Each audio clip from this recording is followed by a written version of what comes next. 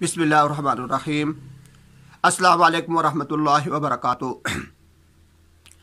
मेरे भाइयों और दोस्तों, आज मैं आप हज़रात के सामने अल्लाह तबारक व तआला की एक बहुत ही प्यारी बात, हुज़ूर पाक अलैहिस्सलाम की एक बहुत ही प्यारी हदीस लेकर आया हूँ।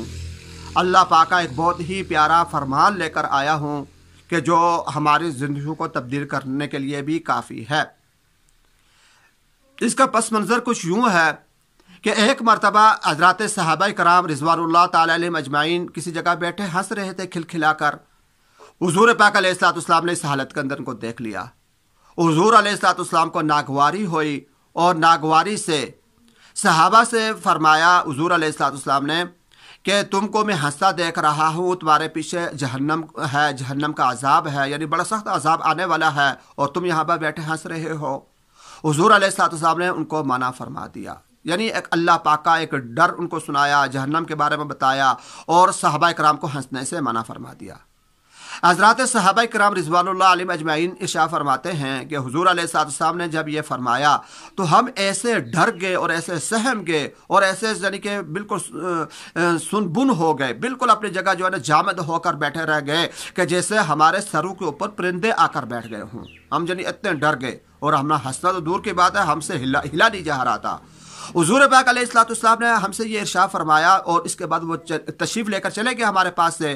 कुछ आगे गए और कुछ आगे जाने के बाद वापस मुड़े और वापस हमारे पास तशरीफ़ लेकर आए और उसके बाद आकर हुज़ूर पाक अलैहिस्सलाम ने इरशाद फरमाया कि तुम लोगों के जाने के बाद मेरे पास जिब्राईल अलैहिस्सलाम आए थे और अल्लाह तबारक व तआला का ये पैगाम लेकर आए हैं कि आपने मेरे बंधुओं को डरा दिया, आपने मेरे बंधुओं को डरा दिया।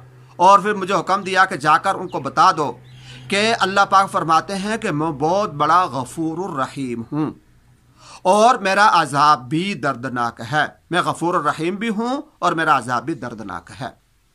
यानी इस हदीस का मतलब यह है, अल्लाह तबारक व तआला के फरमान का मतलब यह है कि इंसान को एक तो अल्लाह पाक की रहमत से, अल्लाह पाक से कभी मायूस नहीं होना चाहिए।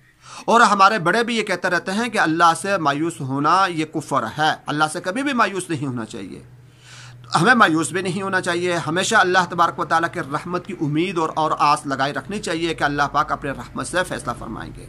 ये बात भी ज़रूरी है और इसके साथ ये भी ज़रूरी है कि हमें अल्लाह पाक की रहमत पर इतना ज़्यादा जर्री भी नहीं हो जाना चाहिए, हमें इतना आगे भी नहीं बढ़ जाना चाहिए कि अल्लाह माफ़ करने वाले हैं लिहाजा हम गुनाह करना शुरू कर दें।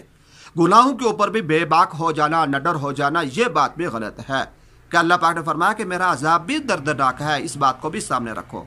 अल्लाह के रहमत भी और अल्लाह का अजाब भी दोनों चीज़ें सामने रखनी चाहिए। अल्लाह के रहमत से मायूस भी नहीं होना चाहिए और इतनी ज़्यादा भी अल्लाह से यानी कि इतनी उम्मीद नहीं रखनी चाहिए कि हम गुनाहों के ऊपर आ जाएं। इन दोनों चीज़ों के दरमियानी जो चीज़ है उसका हमें हुक्म दिया गया कि हम ये काम करें। तो मेरे भाइयों दोस्तों, अगर हम इस हदीस पर हमने अमल कर लिया, यानी अल्लाह के इस फरमान को अगर हम अपनी ज़िंदगी के अंदर ले आए कि हर बात के अंदर अल्लाह के रहमत के भी हम मुतलाशी हों, उसके लिए पुर उम्मीद हों और उसके साथ साथ अल्लाह से डरते रहें, तो यही ईमान है और ये ईमान का एक बहुत बड़ा दर्जा है।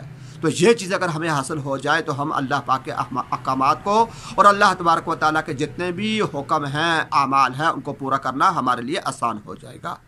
और अल्लाह तबारक व तआला से ये दुआ भी है कि अल्लाह तबारक व तआला हम सबको अपने रहमत भी की उम्मीद भी दिलाएं, यानी हमें अल्लाह पाक अपने रहमत से भी नवाजें और इसी के साथ अल्लाह तबारक व तआला हमें अपने डर भी हमारे दिलों के अंदर पैदा करें ताकि हम दरमियान के अंदर रहें, ना ही ज़्यादा जरी हो जाए और ना ही ज़्यादा खौफज़दा हो जाए। अल्लाह तबारक व तआला हम सबको अमल की तौफीक अता